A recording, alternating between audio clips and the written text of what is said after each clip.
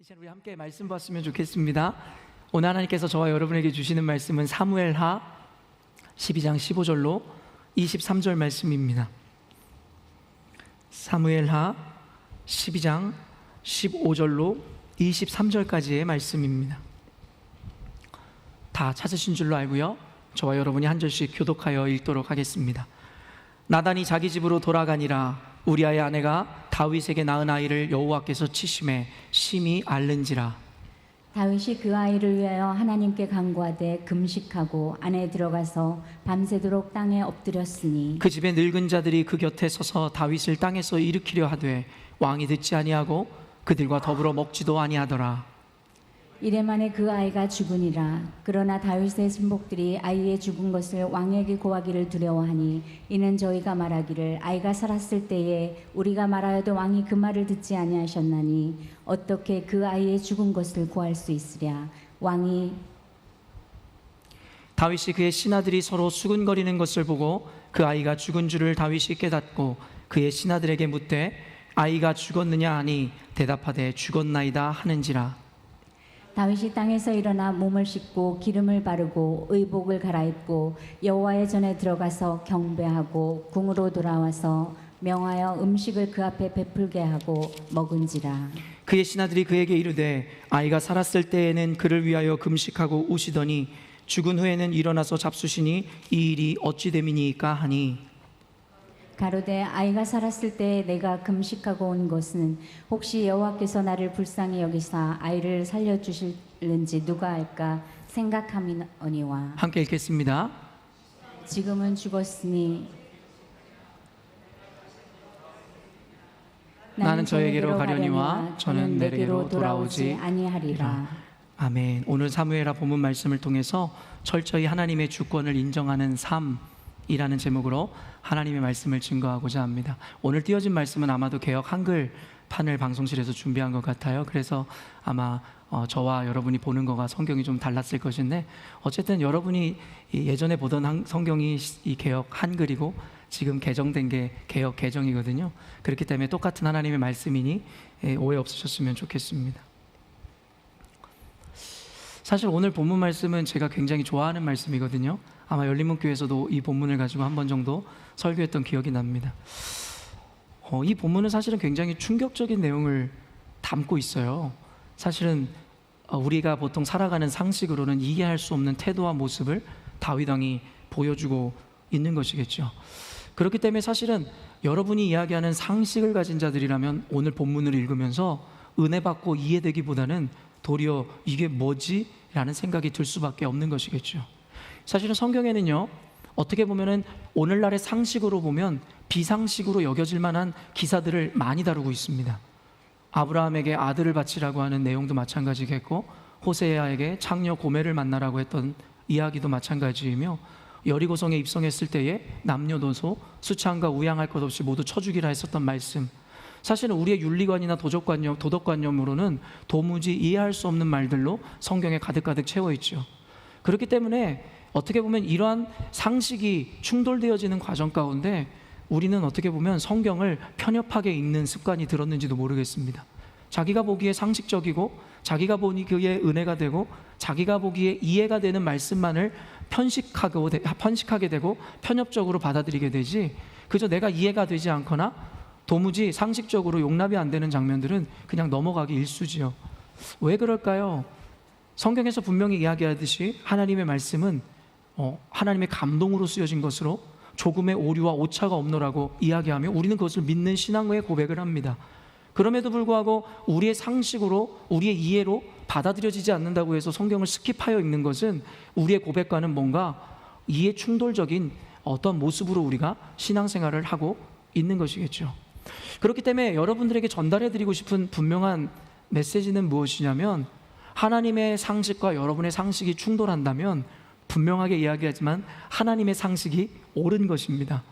여러분의 상식이 옳은 것이 아니라, 이 시대의 세계관이 옳은 것이 아니라 성경에서 이야기하는 세계관, 성경에서 이야기하는 기준, 성경에서 이야기하는 상식, 성경에서 이야기하는 기독교 윤리가 옳은 것입니다. 그렇기 때문에 기본적으로 여러분들이 이와 같은 태도를 가지셔야 합니다. 하나님의 말씀과 내 상식이 충돌될 때에 여러분이 가져야 되는 태도요, 그것을 가지고 아규하거나 디베이트를 하는 것이 아니라 여러분들은 그저 여러분을 꺾고 말씀 가운데 순종하면 될 뿐입니다. 왜냐하면 여러분이 하나님보다 위에 계신 분이 아니라 여러분의 법과 여러분의 윤리와 도덕이 하나님의 관념보다 위에 있는 고차원적인 도덕과 윤리가 아니라 하나님의 상식과 하나님의 윤리가 더 옳은 것이기 때문입니다. 그렇기 때문에 여러분의 상식의 고정관념에 묶이지 마십시오. 그것에서 자유해지십시오. 여러분의 상식의 고정관념을 부수십시오.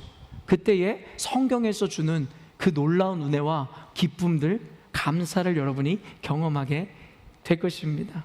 여러분 모두가 상식에서 벗어나 하나님의 상식을, 성경의 상식을 여러분의 상식으로 받아내시기를 주님의 이름으로 축원합니다. 오늘 본문은 우리 모두에게 잘 알려진 본문입니다. 여러분도 좋아하는 본문일지는 모르겠으나 저는 어떻게 보면 성경의 모든 내러티브 중에 이 베스트 10을 뽑으라면 아마 이 본문이 꼭 들어가 있을 것입니다.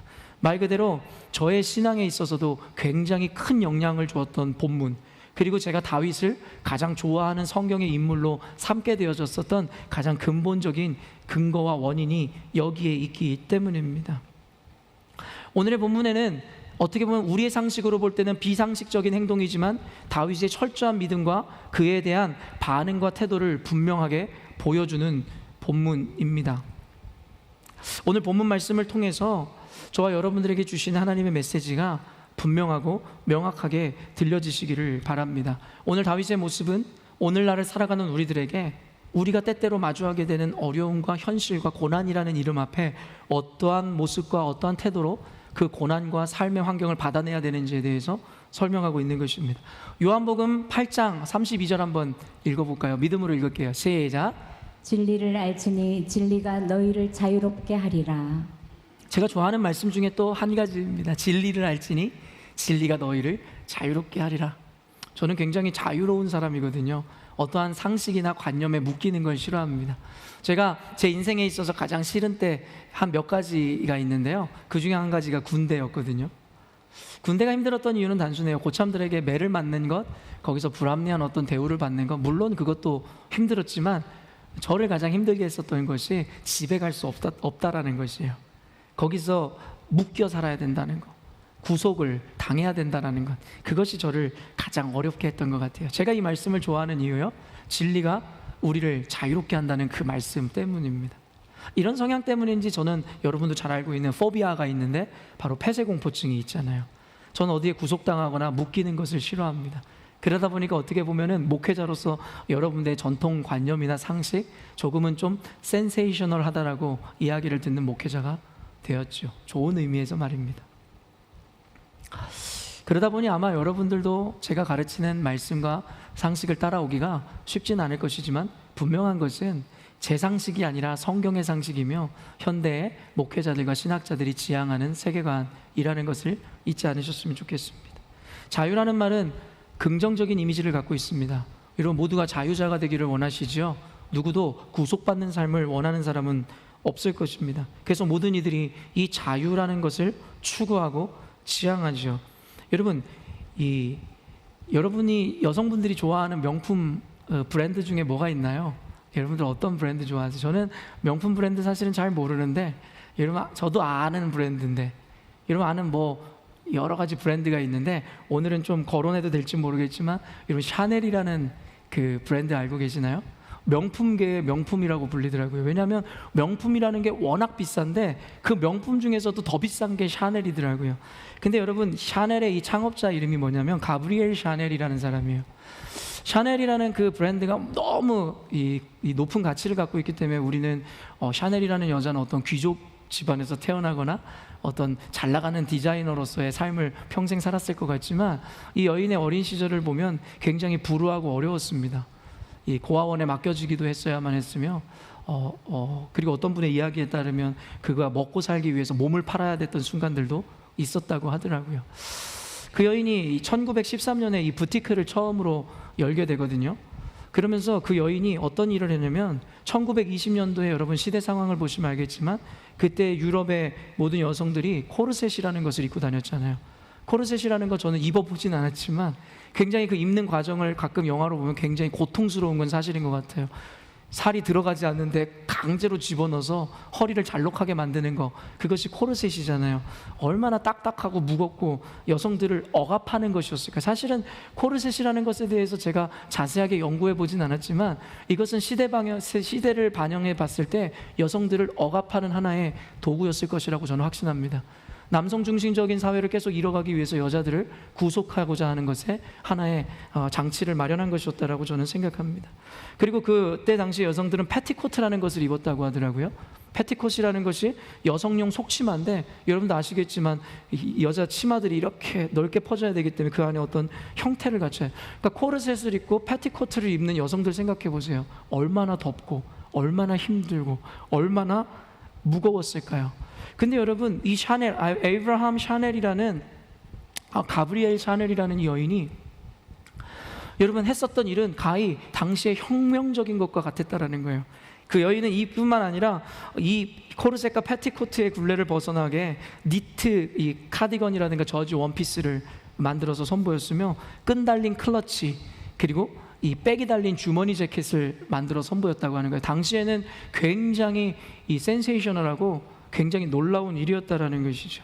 그래서 사실은 샤넬을 좋아하는 어떤 여성분들 중에 단순히 비싸기 때문에 좋아하는 것이 아니라 그 가브리엘 샤넬이 가졌었던 그 시대 정신과 저항 정신을 좋아하는 이들, 그리고 선구자적인 여성들을 어쩌면 억압과 굴레에서 벗어나게 해주었던 그 의미에서 좋아하는 분들도 계시다고 저는 알고 있습니다. 이 여인에 대해서 여러분에게 설명하는 이유는 크게 두 가지입니다. 한 가지는 모두가 자유를 소망한다라는 것입니다. 우리가 묶여져 있는 그 굴레에서 벗어났을 때 누리게 되는 그 자유함. 그렇기 때문에 그 당시에 그 여인들은 누구도 생각하지 못했었던 자유함을 이 여인을 통해 만끽하게 되며, 그래서 오늘날의 그 샤넬이라는 여인은 결국엔 그 여성들에게는 이 하나의 굉장히 존경받는 인물로 추앙받게 된 것이죠. 그리고 또 한 가지가 무엇이냐면, 가브리엘 샤넬이라는 여인이 당시에 시대적인 이 상식과 배경에 갇힌 사람이었다면 이러한 혁명은 일어날 수 없었다라는 것입니다. 이런 각 시대마다 혁명가를 주님께서 부르시길 원하십니다. 이것은 단순히 시대적이고 경제적인 관념에서뿐만 아니라 종교적으로도 마찬가지입니다.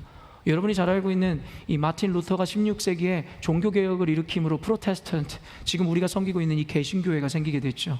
근데 여러분 알고 계시죠? 마틴 루터가 만약에 그때 당시에 상식에 묶여 있었다면 종교개혁은 일어날 수 없었습니다. 그때 당시에 교회뿐만 아니라 국가를 지배하고 있었던 것이 바로 이 캐톨릭이었습니다. 천주교 사상이었다고요. 그가 만약에 상식에 박혀 있는 사람이었다면 저와 여러분은 지금 이곳에 있지 않았을 것이라는 것이죠.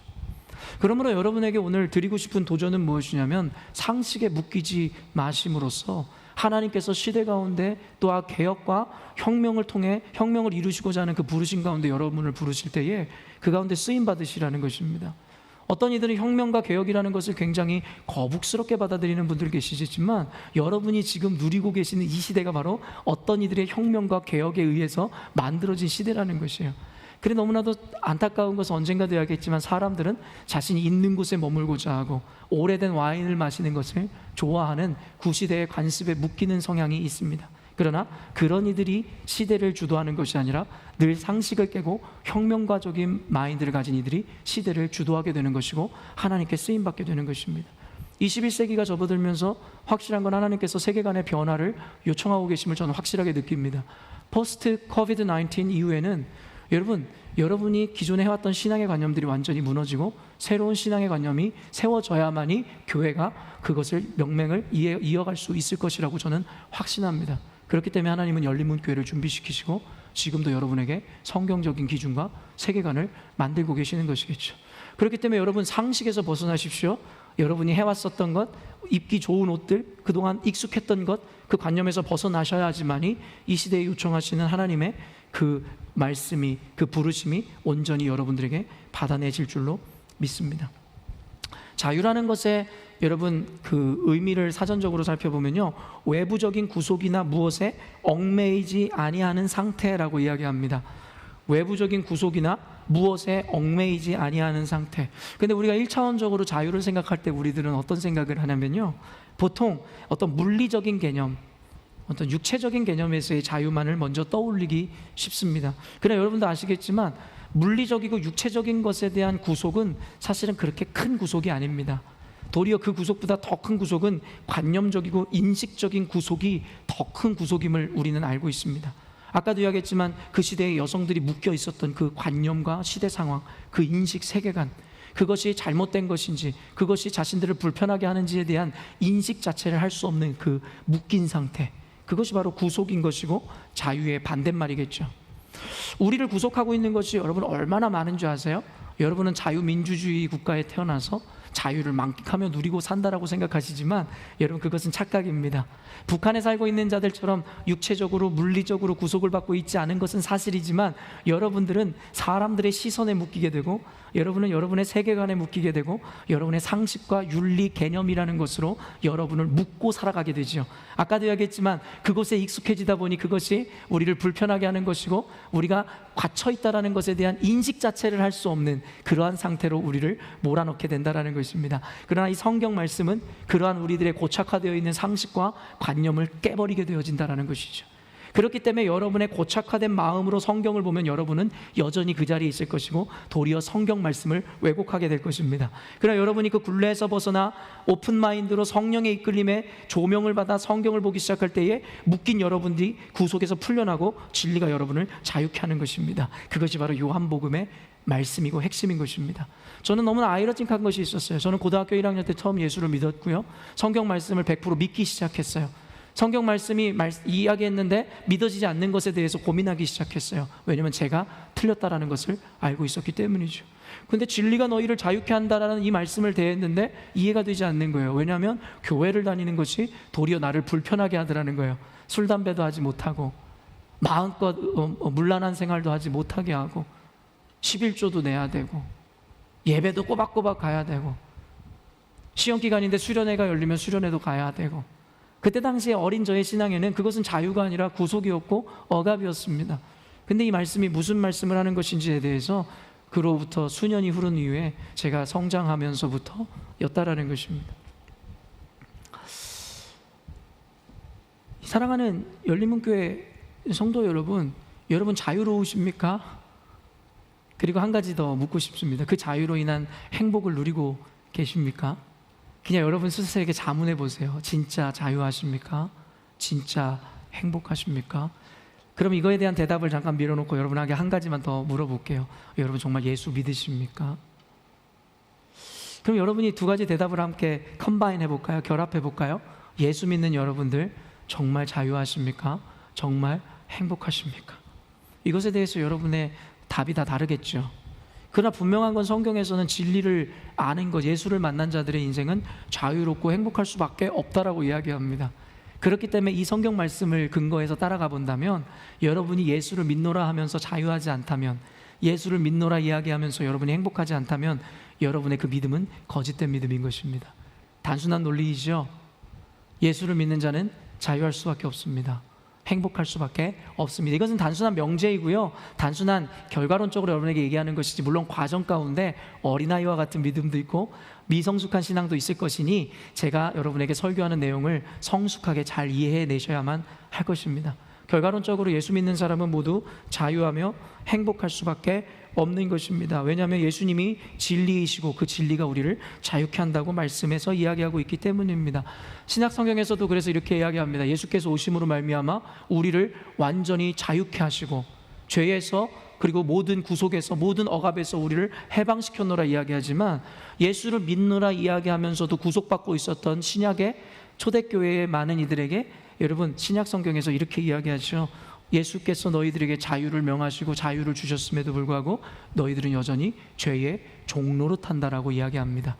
여러분들에게도 예수님이 자유를 주시고 모든 억압과 상식에서 벗어날 수 있는 은혜를 주셨음에도 불구하고 여러분들은 스스로를 죄의 종노릇, 세상의 종노릇하며 살아감으로 자유와 행복을 누리지 못하게 되는 것이죠. 여러분을 구속하는 대표적인 것들이 뭐가 있어요? 돈입니까? 그렇죠? 돈 때문에 얼마나 많은 분들이 구속받으십니까?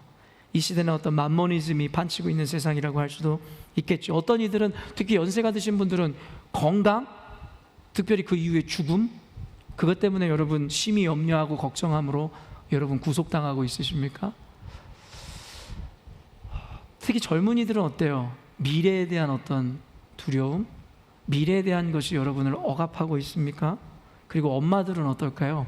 엄마들 아이들에게 집착하고 계시잖아요.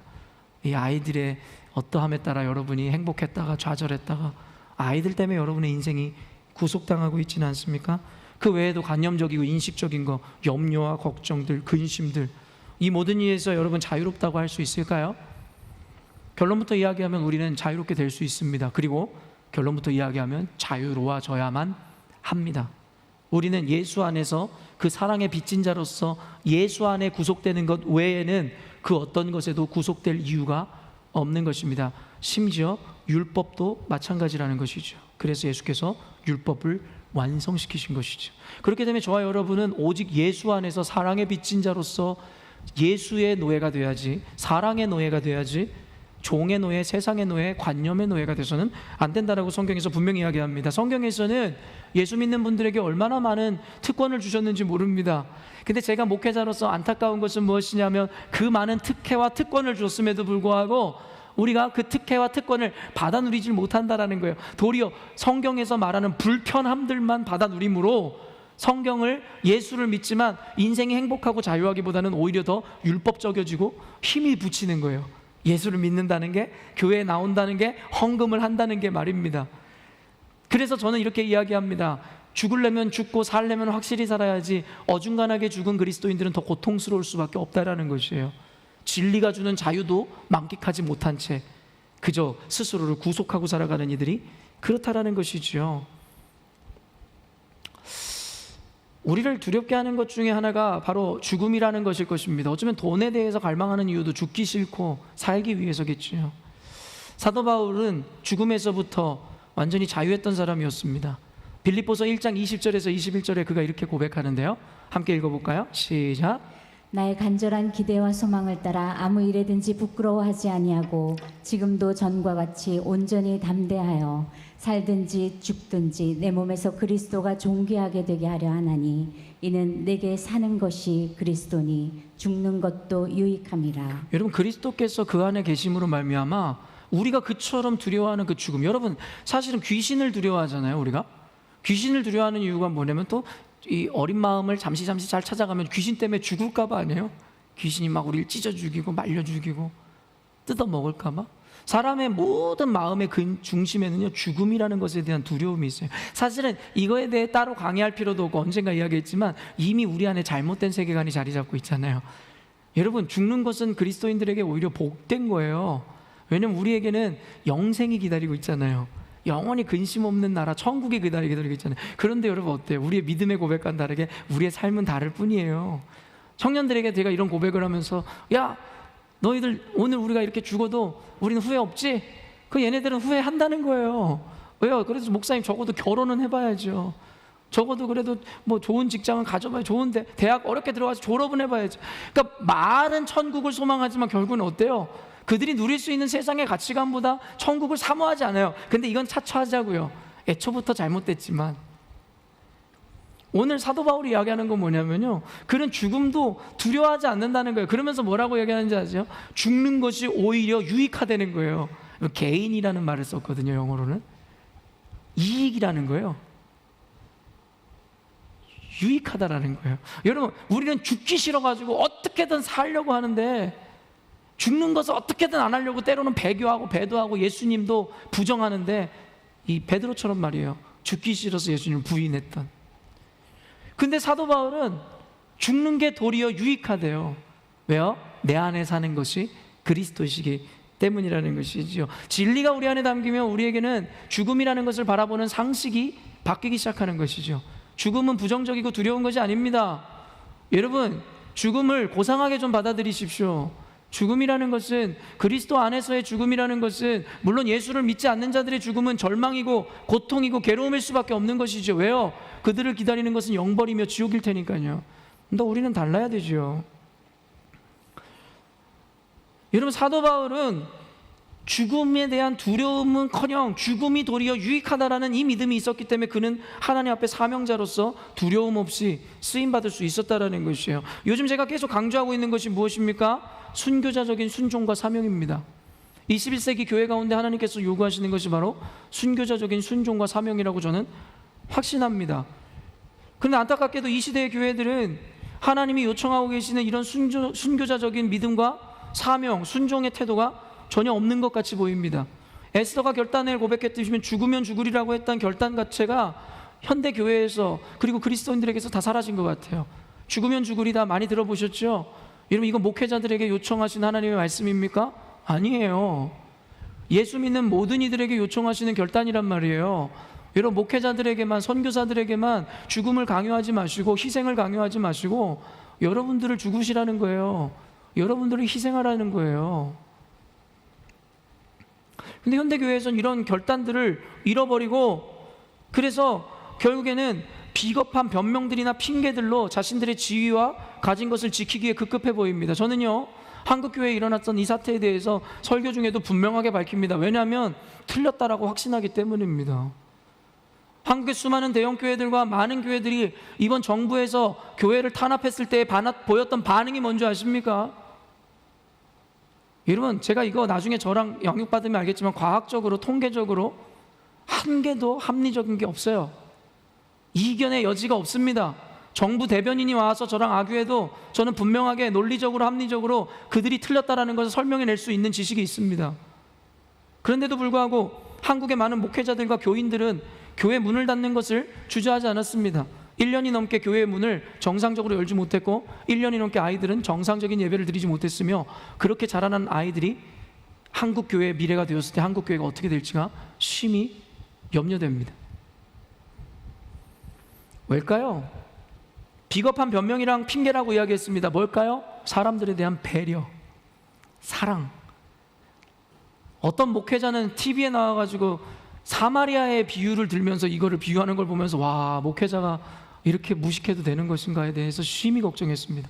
TV에 나올 정도의 목회자면 나름의 인지도가 있는 사람일 텐데 이런 무식한 적용을 하는 사람이 이 시대의 유명한 목회자라는 것이 상식적으로 이해가 되지 않았습니다. 여러분, 한국 교회가 가진 게 너무 많습니다. 그러니까 잃어버릴 게 너무나 많아요. 그러니까 너무나 두려운 것이에요. 그리고 말씀대로 이야기하면은 근거와 정당성이 보장되지 않기 때문에 그들은 인류애와 사람들의 배려라는 가치를 내세우지요. 세상 사람들이 갖고 있는 바로 휴머니즘, 박애주의 말입니다. 언제부터 교회라는 곳이 세상이 갖고 있는 윤리적 관념과 세계관을 중심으로 교회의 방향성을 결정하기 시작했습니까? 언젠가도 이야기했지만 성경에서 이야기하는 사랑과 사마리아 이웃에 대한 사랑과 배려라는 것은 단순히 행위 자체에 있는 것이 아닙니다. 무엇이 진짜 사랑이고 무엇이 여러분 그들에 대한 미움인지를 분명히 알아야겠죠. 동성애자들을 사랑하는 거요, 그들이 말하는 그 사랑이 진짜 사랑일까요? 아니요. 그들은 오히려 동성애자들을 지옥으로 이끄는 자들입니다. 그건 사랑이 아니죠. 교회 문을 닫아주는 거요, 그게 세상을 향한 사랑일까요? 아니요. 세상이 빛을 볼 수 있는 기회를 빼앗아가는 것이겠죠. 이런 교회가 빛이 아닌가요?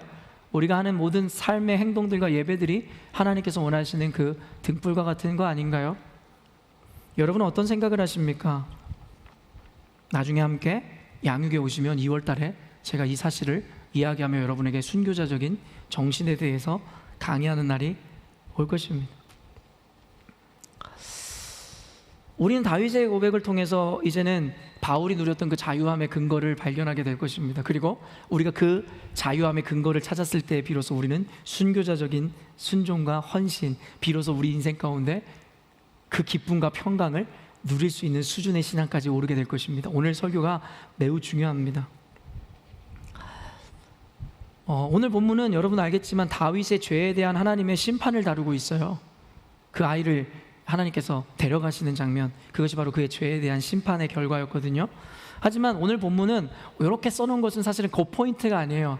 다른 성경을 보면 하나님께서 그 심판하실 때 그냥 죽이시더라, 뭐 활에 맞아 죽더라, 그냥 과정을 생략해버리죠. 별 의미가 없으니까요. 심판으로 인해서 죽었다, 그게 포인트니까요. 그런데 오늘의 이 심판의 과정은 그게 포인트가 아니에요. 심판으로 인해서 아이가 죽었다, 이게 포인트가 아니라는 것입니다. 사실 이것의 포인트는 그 죽음의 그 과정 가운데 있었던 다윗의 믿음과 태도가 진짜 포인트라는 거예요. 그래서 우리가 그 포인트를 통해 오늘 말씀을 보아야 됩니다.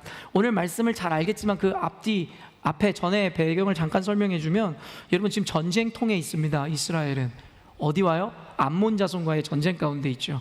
그래서 여러분 나중에 11장을 보면 11장 1절에 왕들이 여러분 출전해야 되는, 뭐라고 정확하게 나와 있냐면, 그 해가 돌아와 왕들이 출전할 때가 되매, 여러분 왕들이 출전하는 때가 왔다라는 게 그때 당시에 이 시기적인 배경 설명입니다.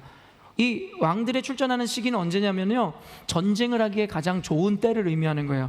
왜냐하면 그때 당시에 너무 춥거나 이러면은 전쟁을 할 수가 없어요. 싸우기는커녕 자기들끼리 얼어 죽거나 어려운 가운데 있기 때문에 시기적으로 왕들이 출전해야 되는 때는 고대 국가에서 전쟁하기에 좋은 때를 의미합니다.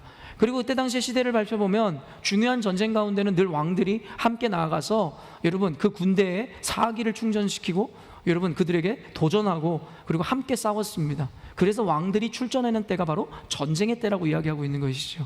그런데 되게 재밌는 게, 오늘 다루진 않겠지만 11절 말씀을 그냥 제가 읽어드릴게요. 그 해가 돌아와 왕들이 출전할 때가 되매 다윗이 요압과 그에게 있는 그의 부하들과 온 이스라엘 군대를 보내니, 이런 왕들이 출전해야 되는 때거든요. 근데 지는 출전하지 않고 여러분 그들을 보내더라는 거예요. 그들이 암몬 자손을 멸하고 라빠를 에워쌌고 다윗은 예루살렘에 그대로 있더라. 여러분 이 얘기를 왜 이렇게 그대로 써놨을까요? 우리는 그냥 생각 없이 지나가지만 사실은 이 한 절 한 절에 하나님께서는 하나하나 단어마다 그 의미를 부여하셨단 말이에요. 왕들이 당연히 나가야 되는 자리에 왕이 출전하지 않고 예루살렘에 남아서 행한 짓이 뭐예요? 죄라는 것입니다. 교회가 사명을 감당하지 않으면 죄를 범하게 되는 거예요. 여러분 교회가 편안한 게 아닙니다. 교회는 사명을 감당해서 구제, 선교, 교회 여러분 이런 이 성전 정화, 교회 학교 여러분 사명을 감당하십시오. 그냥 교회 나와서 예배만 드리고 나가면 편안하다, 평안하다, 아니요. 사명 감당하지 않는 교회는요 죄밖에 없는 것입니다. 죄를 질 수밖에 없는 것이죠. 다윗이 그러하였죠. 그래서 예루살렘에 남아 왕궁을 거닐다가 목욕하고 있는 밧세바를 보고 동침하고, 결국엔 그로 인해서 그 임신을 속이기 위해서 우리아를, 전쟁통에 있었던 그 남편을 불러들이고 술을 진탕 먹이고 집에 보냈지만 충직했던 군사였던 우리아는 집에 가서 아내와 동침하지 않는 거예요. 그러니까 다윗이 어때요? 아차하는 마음에 요놈이 너무 충성스럽다, 이걸 어떻게 죽이지? 생각하다가 요압 장군에게 명하여서 암몬 자손과 싸울 때 그 맨 앞에 치열한 곳으로 우리아를 콕 집어서 앞으로 보내라는 거예요. 어떻게 해요? 죽이라는 것입니다. 그러면서 말씀을 인용해서 다윗이 그의 죄를 어떻게 덮는 줄 아세요? 오늘은 다윗의 죄에 대해서 이야기하고자 하는 얘기가 아니니까 시대 배경을 설명합니다. 그렇게 해서 갖게 된 아이를 오늘 잃게 되는 거예요. 바로 다윗이 죄로 말미암아 얻은 그 아이. 그리고 그 이후에 어떤 일이 일어나죠? 나단 선지자가 와서 그를 책망합니다. 아무도 모를 것이라 생각했지만 아시는 하나님께서 사자를 보내사 그에게 책망하시죠. 그러면서 얘기한 것이 이것이에요. 물론 그 책망을 들을 때 다윗이 그 즉시 회개하는 것 나중에 다룰 것입니다. 그러나 분명한 것은 그 죄의 값이었다라는 거예요. 나단은 이야기합니다. 하나님께서 너와 맺은 언약으로 인해서 너의 생명을 보존하고 너의 태도로 인해서 너는 살리겠지만 네가 죄로 얻은 그 아이는 분명히 반드시 죽을 것이라고 이야기하시죠. 그러면서 오늘 본문이 시작되고 나단 선지자가 떠난 이후의 이야기가 진행되는 것입니다. 그리고 아이가 심하게 앓기 시작하더라는 것이에요. 다윗은 알고 있었습니다. 이 아이가 왜 아픈지, 그리고 이 아이가 어떻게 될지. 왜요? 나단 선지자를 통해서 다 알았어요. 내 죄 때문에. 그리고 이 아이는 죽을 것이라는 것을 말입니다. 성경에서는 빈번하게 자녀들에 대한 시험과 그 이야기가 등장해요. 그렇죠? 왜일까요? 생각해 보셨나요? 보면은 아브라함의 이야기에서나 아브라함에게 첫째 100세에 얻은 아들 이삭을 갖다 바치라는 이야기, 아니면 어때요? 사사 입다도 있잖아요. 그 딸을 태워 죽여야만 했었던, 잘못된 소원이었긴 하나 하나님과의 약속 때문에 딸을 태워 죽여야만 했었던 그 입다 사사에 대한 이야기. 또 그리고 어때요? 오늘 본문에 등장하는 다윗, 너무나 많지만 그리고 가장 대표적인 분이 누구예요? 하나님이시잖아요. 독생자 예수 그리스도. 왜 아들에 대해서, 자녀에 대한 이런 비유를 성경에서는 많이 쓰면서 그 시험의 과정, 그 결정들을 이야기할까요? 왜냐면요, 자녀들이 우리에게 가장 중요한 가치이기 때문입니다. 세상에 우리가 돈을 쫓기도 하고 건강을 쫓기도 하고 명예를 쫓기도 하지만 여러분들에게 뭐가 제일 중요합니까? 자식이잖아요. 여러분이 열심히 돈을 벌러 밖에 나가는 이유도 뭐예요? 자식을 위해서잖아요. 성경에서는요, 우리 인간의 한계를 잘 알고 있죠. 우리 인간이 가장 가치롭게 여기는 것이 뭔지 알아요. 그래서 돈, 명예 그런 것도 다루고 있지만 그것들 이전에 가장 큰 시험으로는 자녀들에 대한 시험, 그 자녀를 바치는 것에 대한 도전을 주님께서 주게 되는 것이죠. 오늘 다윗도 그와 같은 시험에 봉착하게 되었습니다. 15절 말씀인데 한번 읽어볼까요? 읽습니다. 시작.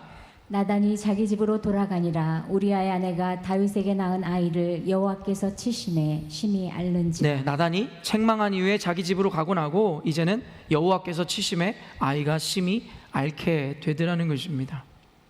그러면서 그 이야기에 대해서는 제가 대략 설명해 주면, 여러분 이젠 다윗이 어때요? 아이를 위해서 금식하기 시작하는 거예요. 그리고 땅에 엎드려서 식음을 전폐하고, 여러분 의복을 갈아입지 않고 땅에 엎드려서 무릎을 꿇고 하루 종일 기도하고 있는 장면들을 오늘 성경에서는 묘사하고 있습니다. 밤새도록 땅에 엎드렸으니, 여러분 금식하며 엎드려 기도했다라는 거예요. 그러나 17절 보니까 그 집에 늙은 자들이, 그 늙은 자들은 어떤 자들이냐면 다윗을 오랫동안 옆에서 섬겨왔었던 충성된 부하들입니다. 그 부하들이 곁에 서서 다윗을 땅에서 일으키려고 하는 거예요. 그랬더니 감히 일으킬 수가 없었고, 왕들은 그들의 말을 듣지도 않고 더불어 먹지도 않았다라는 거예요. 왕이 너무나 걱정됐어요. 마음이 무너졌는데 먹지도 않고 찬바닥에 엎드려 무릎을 꿇고 하루 종일 있으니 충직한 부하들이 얼마나 걱정이 됐겠어요. 그러나 말을 듣지 않더라는 거예요. 그러면서 18절에 이런 이야기가 나오는데 한번 읽어볼까요? 이거는 중요합니다. 읽습니다. 시작.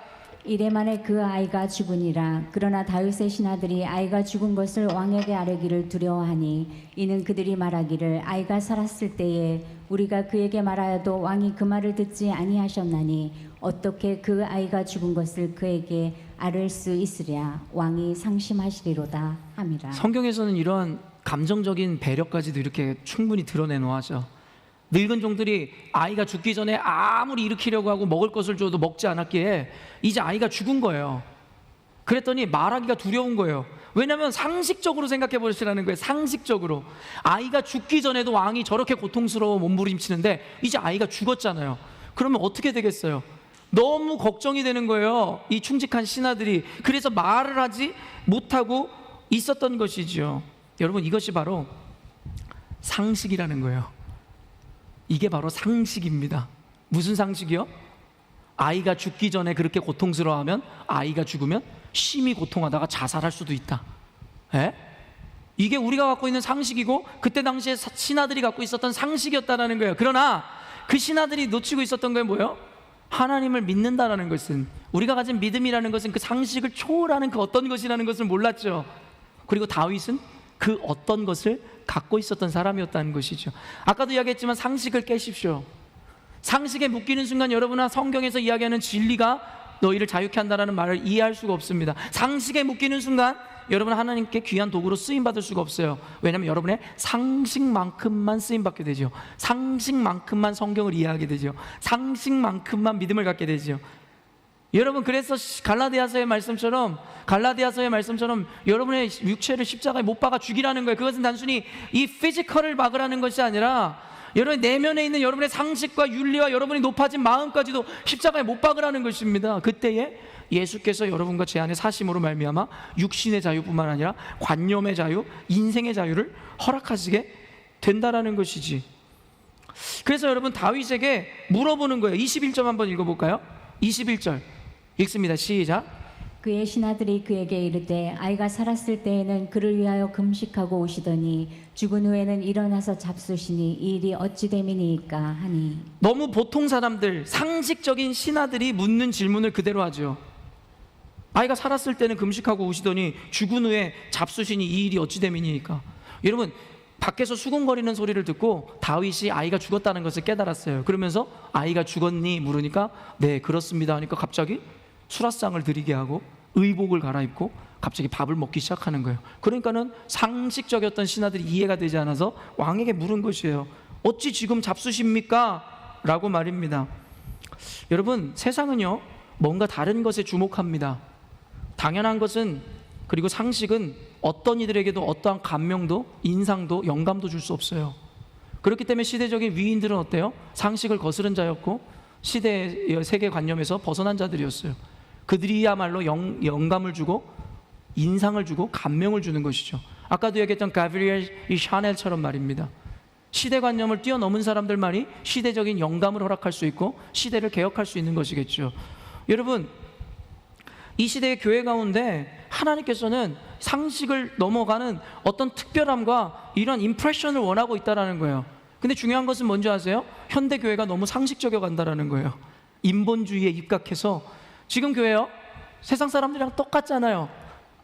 옆 사람들에게 배려하기 위해서 교회 문을 닫아야 된다고요? 세상 사람들이랑 똑같죠. 여러분, 그래서 결과가 뭔지 아십니까?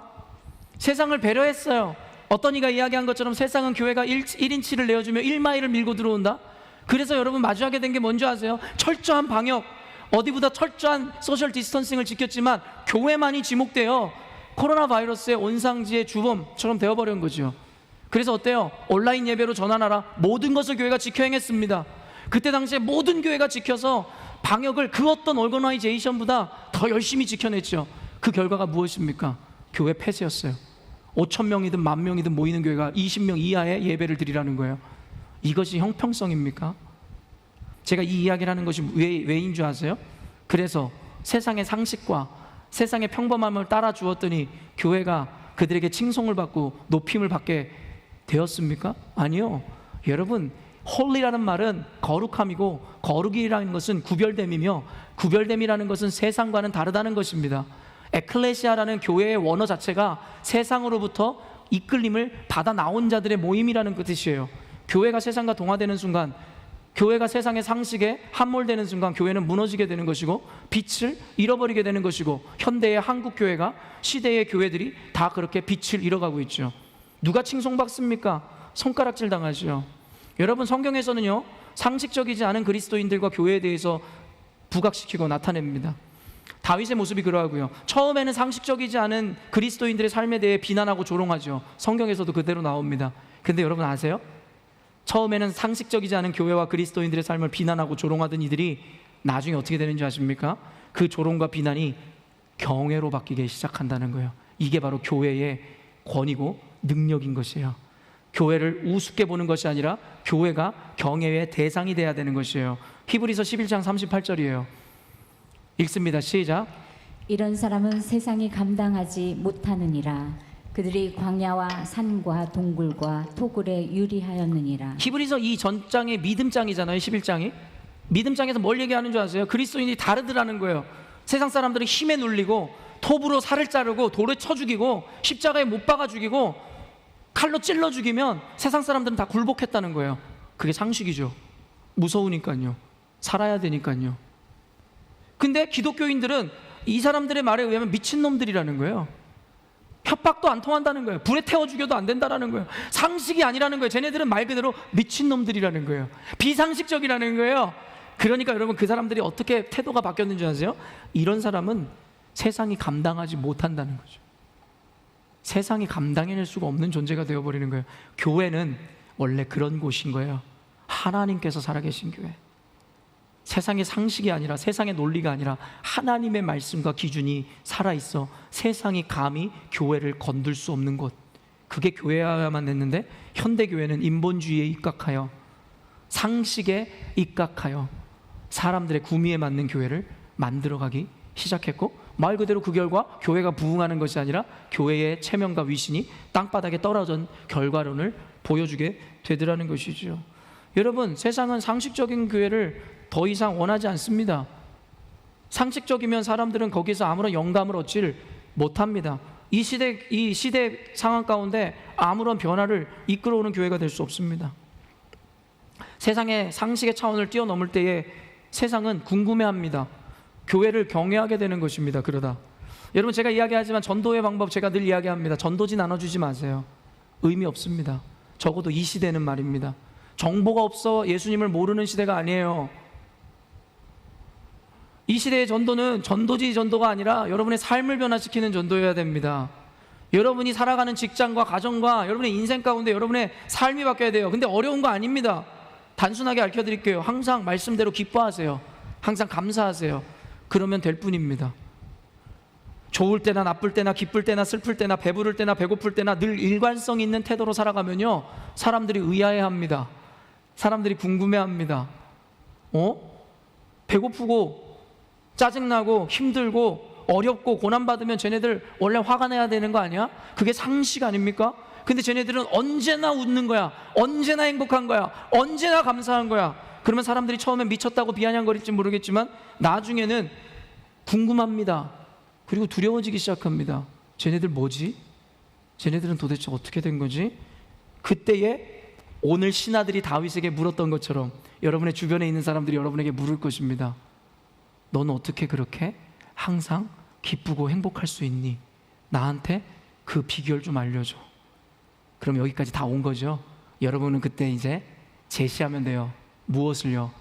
예수 그리스도를 말입니다.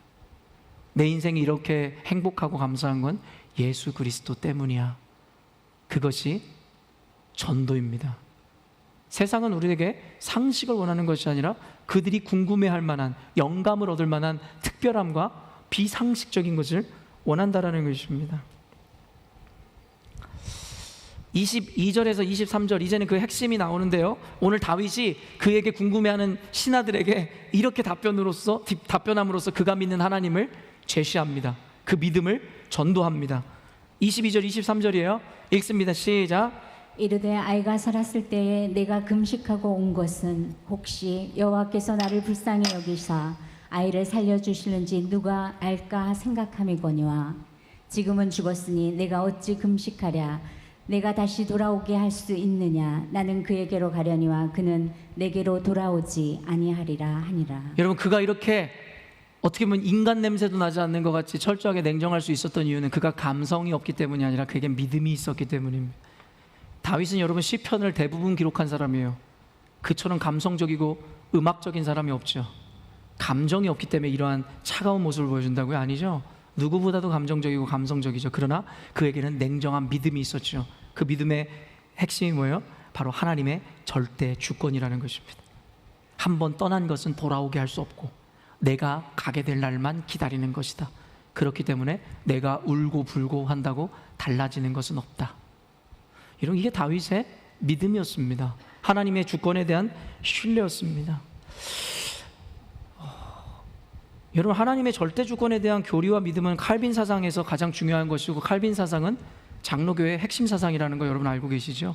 그렇기 때문에 여러분들에게 제가 가르쳤고 여러분 믿고 있습니다. 하나님의 절대 주권은 조금의 오류나 실수가 없다라는 거 여러분 믿으십니까? 여러분, 그래서 찬양도 하잖아요. 지나온 모든 세월들 돌아보아도 그 어느 것 하나 주의 손길 안 미친 것 하나 없네. 완전하신 나의 주 의의 길로 날 인도하소서. 행하신 모든 일 주님의 영광 다 경배합니다. 우리는 수많은 고백을 합니다. 근데 여러분의 믿음은 어떠십니까? 여러분 인생 가운데 실수가 없으셨던 하나님, 모든 것을 완전한 길로 이끄신 하나님이시라고 믿는다고 이야기하면서 여러분들은 어떠십니까? 여러분 인생에 있는 불확실성, 여러분 인생의 지난 후회들, 여러분 앞으로 닥칠 일들, 그것이 왜 여러분을 두렵게 합니까? 청교도 신학자 중에 크리스토퍼 네스라는 유명한 사람이 있습니다. 크리스토퍼 네스라는 사람이 있는데 그 사람이 이런 멋진 말을 남겼는데 여러분 꼭 기억하세요. 하나님은 원인의 원인이다. 어려운 말이지만 딱 마음에 와닿으시지 않아요? 하나님은 원인의 원인이다. 이는 하나님의 절대적인 주권에 대한 고백입니다. 우리는 원인 모를 상황으로 힘들어하고 고통스러워하지만 우리의 삶 가운데 마주하게 되는 그 어떤 원인과 그 순간들도 결국엔 그 원인의 원인이 되시는 주님을 믿을 때 우리는 비로소 자유해질 수 있는 것입니다. 우연히 생기는 일은 없습니다. 원인 모를 우연은 없습니다. 여러분이 모르는 그 원인의 원인 되신 분이 바로 하나님이십니다. 그렇기 때문에 여러분의 인생 가운데 때로는 부정적이고 오늘 다윗이 맞이한 것처럼 인생의 절체절명의 위기 내지는 어려운 가운데서도 여러분 두려워하지 마십시오. 실망하지 마십시오. 낭망하지 마십시오. 왜냐하면 모든 것이 하나님의 철저한 주권과 계획 가운데 있으며 성경은 그 계획의 끝에는 결국엔 우리에게 가장 좋은 것으로 주시기 위한 하나님의 계획이 있음을 말씀하고 있습니다. 믿습니까? 너희를 향한 나의 생각은 내가 하나니 재앙이 아니로 곧 평안이라 너희 장래에 소망을 주려 하는 나의 생각이라. 늘 이런 포인트 되는 말씀을 여러분 암기하세요. 제가 여러분에게 암기하여 들려드리는 말씀은 여러분이 다 암기하셔야 여러분의 세계관이 완성되는 말씀들입니다. 여러분 두려워하지 마세요. 지금 눈앞에는 환난과 재앙과 저주 같은 일이라 할지라도 결국에는 다윗의 아들이 죽은 것은 저주와 같을지라도 결국엔 그것을 통해서 다윗의 인생이 어떻게 되는지를 주목해 봐야겠죠. 한 6년 전에 저희 형님이 교통사고로 죽었을 때 우리 가정 가운데는 절망과 어둠과 아픔이 두려웠었고 장남을 잃어버린 것에 대해서 모두가 암울한 순간을 맞이했죠. 그러나 여러분 그 이후에 하나님께서 어떤 기적을 일으키셨는지 언젠가 이야기했죠. 바로 우리 가정의 구원이었습니다. 15년 동안 기도해도 되지 않던 일이 그 절체절명의 위기와 고통의 순간을 통해서 단번에 해결되었고 저희 누님은 이제 신학교를 준비하고 있지 않아요? 여러분 어떠십니까? 하나님의 상식은 여러분들의 상식보다 훨씬 더 커요. 하나님의 계획은 여러분의 계획보다 훨씬 깊고 넓어요. 인간이란 존재가 가진 상식이, 합리가, 그 감정이 감히 하나님에게 비견될 수 있을 것이라고 생각하십니까? 하나님의 주권을 인정하십시오. 그때 비로소 이러한 자유와 기쁨과 행복이 주어지게 됩니다. 마지막 포인트인데요. 하나님의 주권을 철저히 인정하는 삶이란 그렇다면 어떤 것일까요? 저는요, 하나님의 주권을 철저히 인정하는 삶이란 바로 최선을 다하는 삶이라고 규정하고 싶습니다. 어떤 이들은 하나님의 주권이라는 것이 강조되어지는 장로교 신학의 불완전성을 이렇게 이야기합니다. 모든 것이 다 하나님 때문에, 하나님을 위해서, 하나님에 의해서 된다면 우리가 해야 될 일은 무엇이냐? 우리는 아무것도 아니지 않냐? 어차피 하나님이 될 일을 되게 할 것인데. 그런 사람들은 성경을 과연 잘 알고 있고 읽는 사람인지 모르겠습니다. 그런 이들이 이야기하는 것은 무엇이냐면 하나님의 주권을 인정한다면 결국에는 우리의 인생이 나태하고 게을러질 것이다. 하나님은 의존적여져서 인생에 최선을 다하지 않을 것이다 라는 착각을 하게 되죠. 그러나 여러분 그들이 알지 못하는 것이 무엇이에요? 바로 하나님의 주권은 하나님만 알고 계시고 인간은 모른다는 것입니다. 여러분 그래서 다윗의 고백을 보세요. 다시 한번 읽어드릴까요? 22절 말씀 한번 띄워주실래요? 읽습니다. 시작. 이르되 아이가 살았을 때 내가 금식하고 온 것은 혹시 여호와께서 나를 불쌍히 여기사 아이를 살려주실는지 누가 알까 생각함이니와. 네, 여러분 여기까지입니다. 다윗은요 하나님의 주권을 철저히 인정하는 사람이었죠. 그런데 어때요? 그 아이가 죽기 전에, 그 주권이 나타내기 전에 그는 최선을 다했습니다. 왜요? 앞으로 결과는 내가 알지 못하기 때문에요. 그래서 그는 금식하고 무릎을 꿇고 날이 새도록 하나님 앞에 엎드러져 있는 최선을 보여준 것입니다. 여러분 하나님의 주권을 인정한다는 것은 결과론적인 것입니다. 여러분 인생 가운데 하나님이 어떠한 일들을 만나게 하실는지 누가 알고 있습니까? 저도 모릅니다. 그러나 그 결과가 나타냈을 때라야 이것은 하나님의 주권이었음을 고백하는 것이 우리들의 모습인 것이죠. 그것이 좋은 것이든 나쁜 것이든 말입니다. 그러나 그 과정 중엔 우리가 알지 못하기에 여러분 우리는 늘 최선을 다해야 됩니다. 무엇에 의한 최선이요? 말씀에 의한 최선입니다. 그 최선을 다했을 때라야 우리에게는 후회가 없는 삶을 살게 되는 것이죠. 세계 3대 칼빈주의 신학자로 불리는 에이브라함 카이퍼라는 분이 있습니다. 이 에이브라함 카이퍼라는 분이 영역주권이라는 것을 이걸 발표하게 되거든요. 영역주권이라는 교리를. 영역주권이라는 것은 무엇이냐면 오늘 그것을 학문적으로 풀어드릴 수 없으니까 짧게 얘기하면 영역주권이란 인간의 모든 삶에 미치는 하나님의 주권이라는 이 의미를 갖고 있는데요. 그가 쓴 책 영역주권, 이 책에서 이렇게 이야기합니다. 우리 인간 삶의 모든 영역에서 만유의 주제이신 그리스도께서 나의 것이다 라고 외치지 않는 영역은 한치도 없습니다. 이 영역주권이라는 개념은 물론 칼빈의 절대주권 사상을 근거로 하고 있는 것이에요. 근데 이것을 좀 더 스페시픽하게 이야기하는 것이죠. 좀 더 자세하게 너희들의 삶의 영역에 대한 것, 우리가 머무르고 있는 곳에서 하나님의 이 손대심과 하나님의 나타내심이 없는 곳이 없다. 그래서 그가 이야기하는 것이 무엇이냐면, 그리스도인들의 이 살아가는 세속 사회 속에서 그리스도의 주권을 고백하며 그 고백을 거룩하고 경건한 삶으로 살아내야 된다라는 것이 바로 이 사상이라는 것이에요. 주님의 주권을 늘 고백해야 돼요. 그리고 그 고백답게 삶을 살아내므로 적극적으로 살아내라는 것이 바로 이 영역 주권 사상의 핵심입니다. 늘 여러분 하나님이 주권자이심을 고백하세요. 그리고 그 가운데 열심으로 전심으로 살아가세요. 그러면서 그리스도인의 사회적 책임을 강조하는 동시에 사회생활 전반에서 세상의 빛과 소금의 적극적인 참여와 행동을 요구하는 선언이 바로 이 영역 주권이라는 것입니다. 그냥 하나님이 주권적으로 일하시니까 우리는 아무것도 안 해도 된다가 아니라 적극적으로 참여하라는 거예요. 적극적으로 나아가라는 거예요. 그리고 하나님을 믿는 자녀답게 빛과 소금의 역할을 여러분이 거하시고 있는 모든 영역에서 해내라고 이야기하는 것이 바로 영역 주권에 대한 핵심 사상입니다. 여러분, 말씀을 마치도록 하겠습니다. 하나님의 주권을 인정하는 삶이란 상식을 벗어나야지 받아낼 수 있는 삶입니다. 둘째, 하나님의 주권을 믿는 여러분들이라면 늘 여러분의 인생에서 하나님의 주권을 고백하고 인지하고 인정해야 하는 것입니다. 다윗이 그러하였듯이 철저하게 그 믿음대로 살아내셔야 됩니다. 그리고 세 번째, 최선을 다하십시오. 최선을 다하십시오. 여러분의 삶이, 여러분의 얼굴이 전도지입니다. 여러분의 삶이, 여러분의 얼굴이 가정을 변화시킬 수 있습니다. 여러분의 삶이, 여러분의 얼굴이 직장을 변화시키는 것입니다. 여러분의 삶과 여러분의 얼굴이 교회를 변화시키는 것이고, 그렇게 변화된 교회들을 통해 세상이 변화되게 되는 것, 이게 바로 성경의 논리인 것입니다. 그러므로 하나님의 주권을 철저히 인정하는 삶이란 여러분 상식에 벗어나 그의 주권을 인정하며 철저하고 여러분 성실하게 최선을 다하는 삶인 것입니다. 그때의 사도 바울처럼, 그리고 그때의 예수님처럼, 그때의 다윗처럼, 성경의 여러 인물처럼 여러분 인생 가운데는 늘 행복과 자유가 넘치는가 동시에 하나님 앞에 귀히 쓰임받는 이 시대의 사명의 도구가 되는 것입니다. 여러분 모두가 이와 같은 자유와 행복을 누리시고 그러므로 말미암아 하나님께 귀히 쓰임받는 저와 여러분 되시기를 주님의 이름으로 축원합니다. 기도하겠습니다.